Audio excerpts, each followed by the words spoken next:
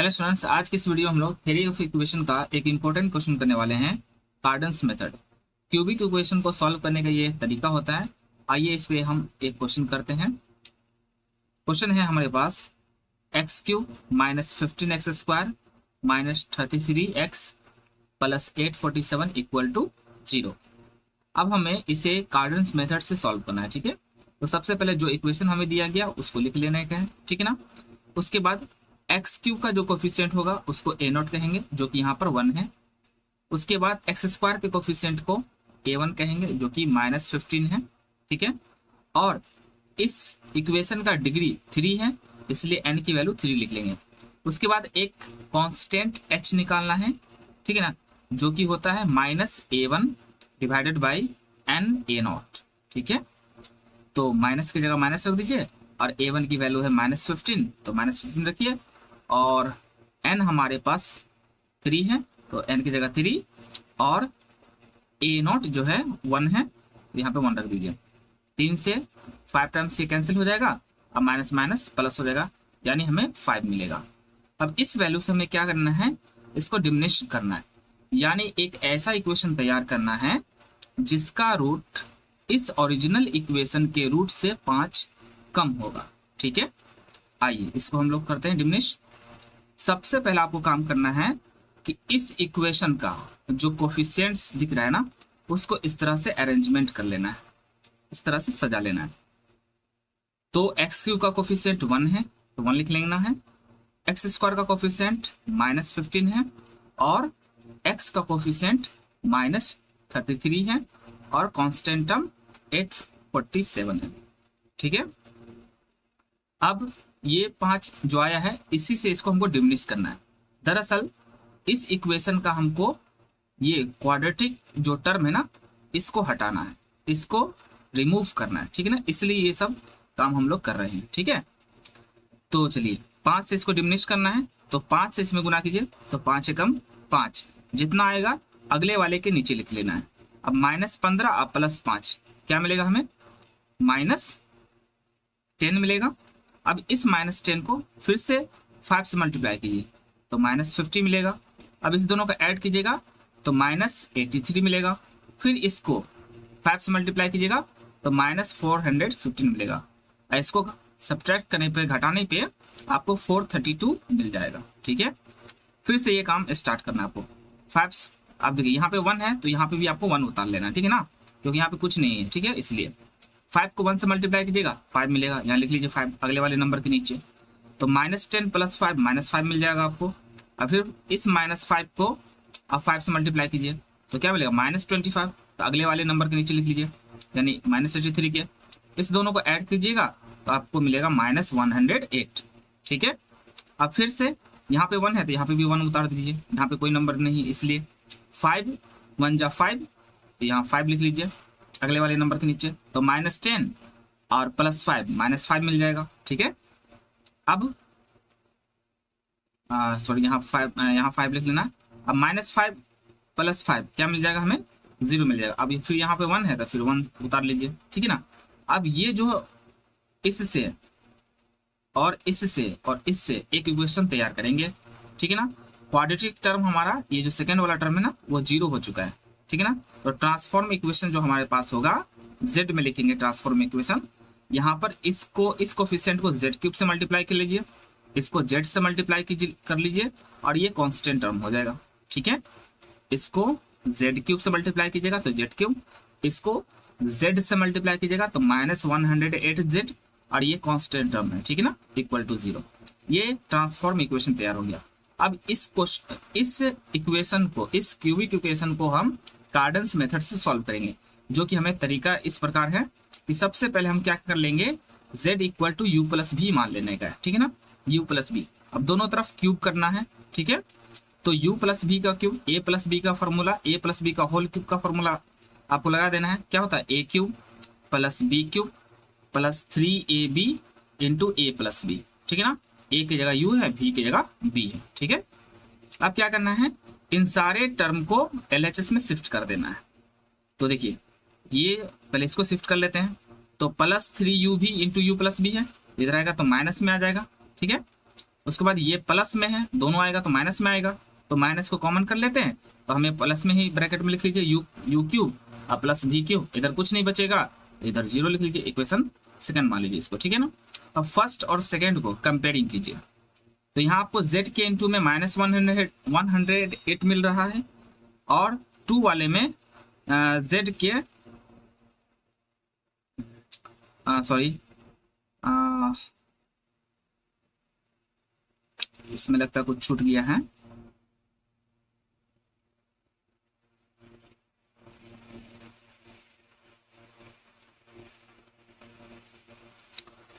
क्या छूट गया,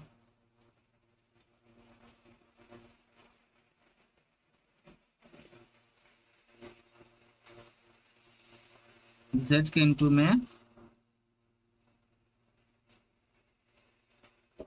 हाँ यहाँ पे एक स्टेप हमें करना चाहिए, u प्लस भी हमारे पास क्या है, z है, तो u प्लस भी की जगह हम फिर से हम यहाँ पे z रख लेते हैं, एक minute, z cube minus 3u भी, u प्लस भी हमारे पास z है, यहाँ z रख लेते हैं, अब माइनस u क्यूब अब प्लस भी क्यूब इक्वल टू 0। अब फिर से गौर कीजिए 1 और 2 पे, अब इसको 1 2 मान लीजिएगा, ठीक है ना, ये वाले को। तो हमारे पास z के इंटू में इसमें -3u भी है, और यहाँ पे z के इंटू में -108 है, तो माइनस से माइनस कैंसिल हो जाएगा, और 3u भी z के इंटू में बचा 3u भी, और यहाँ पे z के इंटू में बचेगा 108, तो 3u भी इक्वल टू 108, 3 से इसको कैंसिल कीजिएगा 36 टाइम्स, तो u भी क्या मिल जाएगा 36 मिल जाएगा, दोनों तरफ क्यूब कर लीजिएगा, तो u क्यूब भी क्यूब और इधर 36 का क्यूब। अब इधर देखिए यहाँ पे क्या है constant term -u cube plus भी क्यूब, और यहाँ पे कांस्टेंट टर्म है 432, इसमें तो माइनस नहीं है ना, इसलिए यहाँ पर u क्यूब भी क्यूब को प्लस में रखेंगे, और ये माइनस वाला ये जो माइनस है ना इसके साथ दे देंगे -432, ठीक है। अब हम क्या करते हैं, एक इक्वेशन तैयार करेंगे जिसका रूट क्या होना चाहिए, u क्यूब और v क्यूब, क्यों, क्योंकि यहाँ पे हमें u क्यूब और v क्यूब का सम पता है और प्रोडक्ट पता है, तो किसी भी रूट्स किसी भी इक्वेशन का अगर किसी भी इक्वेशन के रूट का सम और प्रोडक्ट पता हो तो उस इक्वेशन को हम लोग लिख सकते हैं, ठीक है ना।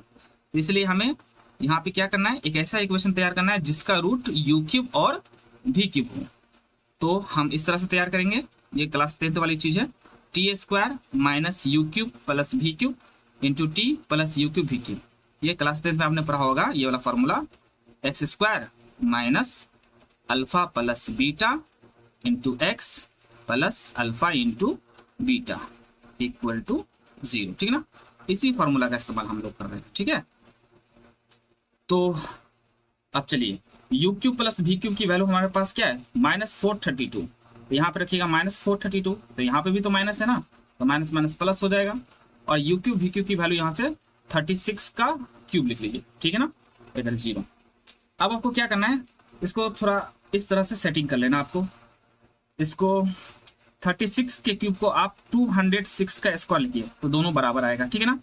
तो यहाँ से हमें a पता हो गया, यहाँ से b पता हो गया, ठीक है ना, a² b², तो बीच में क्या सेट होगा 2ab, तो 2ab तो हो जाएगा a प्लस b का होल स्क्वायर, तो a पहला से ले लीजिए, तीसरा से b ले लीजिए, अब बीच वाले से साइन लेकर होल स्क्वायर कर लीजिए, ठीक है ना, तो a प्लस b का होल स्क्वायर सेट हो गया। अब यहाँ से t की वैल्यू क्या मिलेगा हमको, अगर 0 के बराबर करेंगे तो -216, क्योंकि पावर 2 है इसलिए 2 बार हमें t की वैल्यू -216 मिलेगा, ठीक है ना। अब इसके बाद देखते हैं हम लोग,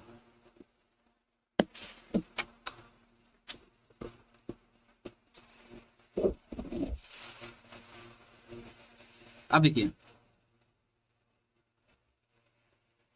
2 रूट्स हमें मिला -216 और -216, क्योंकि जो इक्वेशन था उसका रूट क्या था u क्यूब v क्यूब, तो 2 रूट मिला, तो एक रूट को u क्यूब मान लेना है और दूसरे रूट को v क्यूब मान लेना है। ठीक उसी तरह से जिस तरह से अगर अल्फा बीटा से अगर हम क्वाड्रेटिक इक्वेशन में जो 2 रूट्स निकलता है, तो एक अल्फा की वैल्यू होता है और दूसरा बीटा की वैल्यू ठीक है ना। यहाँ पे चूंकि रूट्स क्या है, यू क्यूब और वी क्यूब है, इसलिए दो रूट्स निकला है, तो एक रूट को आपको एक रूट को यू क्यूब मान लेना है और दूसरे रूट को वी क्यूब मान लेना है, ठीक है ना। अब यहाँ से यू और वी की वैल्यू निकालिए। तो 216 को हम जानते हैं कि 216 जो होता है 6 का क्यूब होता है, ठीक है ना। माइनस, चूंकि यहाँ पे माइनस है इसलिए -6 का क्यूब कर लीजिए। 3 से 3 कैंसिल, यानी u इक्वल टू -6 मिल जाएगा। सिमिलरली b की वैल्यू भी हमें -6 मिल जाएगी, ठीक है ना। अब u भी पता हो गया तो z हम पता कर सकते हैं। तो u प्लस v, z क्या हमने लेट किया था, u प्लस v, तो u की वैल्यू भी -6 है, v की वैल्यू भी -6 है, तो -6 कितना हो जाएगा, -12 हो जाएगा, ठीक है ना। अब हमारे पास क्या हो गया, z की वैल्यू, एक वैल्यू पता हो गई। z हमारे पास ये जो इक्वेशन था ये वाला, तो 3 डिग्री का है, इसके पास 3 रूट्स होगा ना, तो एक हमने निकाल लिया, इसका एक रूट्स हमने -12 निकाल लिया। तो अब क्या करेंगे, सिंपल इसको हम सिंथेटिक डिवीजन लगा लेंगे, ठीक है ना। इससे क्या करेंगे, हम डिवाइड करेंगे -12 से, तो -12 लिख लीजिए इसको, यहाँ पे जो रूट्स आए हैं हमारे पास, और इस इक्वेशन का कोफिशिएंट को इस तरह से अरेंज करिए। यहाँ पे क्या है, जेड क्यूब का कोफिशिएंट 1 है, यहाँ लिख लीजिए। यहाँ पे जेड स्क्वायर वाला टर्म नहीं है तो 0 लिख लीजिए। जेड वाला टर्म -108 है, यहाँ पे -108 लिख लीजिए। और कांस्टेंट टर्म 432 है, तो यहाँ पे 432 लिख लीजिए, ठीक है। अब इसका सिंथेटिक डिवीजन करना है, ठीक है ना। तो -12 को 1 से गुना कीजिए तो -12 मिलेगा, 0 में -12 ऐड कीजिएगा तो आपको -12 ही मिलेगा, ठीक है ना। फिर -12 को -12 से तो +144 मिलेगा, इसको सब्ट्रैक्ट कीजिएगा तो 36 मिलेगा, और -12 को 36 से मल्टीप्लाई कीजिएगा तो -432 मिलेगा, यानी कि ये 0 हो जाएगा। जाहिर सी बात है, ये क्या है, रूट्स था, तो रिमाइंडर क्या होगा, ये होता है रिमाइंडर, ठीक है ना। तो रिमाइंडर तो 0 होगा ही, रूट्स है तो। अब इस कोफिशिएंट की मदद से हमको क्या करना है, एक और इक्वेशन तैयार करना है z का, ठीक है ना। ये 1 है तो यहाँ पे 1 उतार लिया हमने, ठीक है ना। इसको आप z स्क्वायर से मल्टीप्लाई कीजिएगा, ठीक है ना, और इसको z से मल्टीप्लाई कीजिएगा, ये कांस्टेंट टर्म, इसको z स्क्वायर से, इसको z से, और ये कांस्टेंट टर्म इक्वल टू 0, ठीक है। अब आपको क्या करना है, इसको वही फैक्टराइज कीजिए, या इस तरह से a प्लस बी के होल स्क्वायर पे सेट कर लीजिए, या a माइनस बी के होल स्क्वायर पे। तो z स्क्वायर तो है ही, 36 को 6 का स्क्वायर, तो a और b पता चल गया, तो इसको 2ab सेट कर लीजिए, 2ab, ठीक है ना।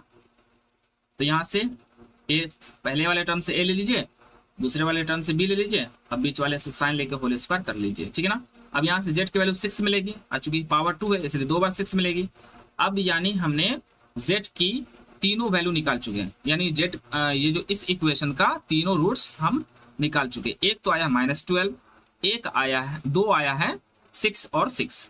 अब हम ओरिजिनल इक्वेशन जो हमारा था, ओरिजिनल इक्वेशन, गिवन इक्वेशन, उसका रूट्स निकाल सकते हैं इसके हिसाब से। तो पहला क्या आया है इसमें, पहला -12 आया है, तो आप -12, चूंकि हमने ओरिजिनल इक्वेशन को क्या किया था, 5 से डिमिनिश किया था, तो यानी 5 कम करके निकाला था, तो 5 आपको जोड़ना है। क्या करना है, ये जेड का जो रूट्स निकला है ना, उसमें 5 जोड़ दीजिए, तो 5 -12 अब +5 -7 मिलेगा, और 2 रूट तो 6 6 है, तो 6 में 5 जुड़ेगा 11, फिर से 6 में 5 जुड़ेगा 11। यही रूट्स है जो गिवन इक्वेशन हमारे पास दिया गया है। इस तरह से ये इक्वेशन कार्डन्स मेथड से सॉल्व हो जाएगा। Thank you very much.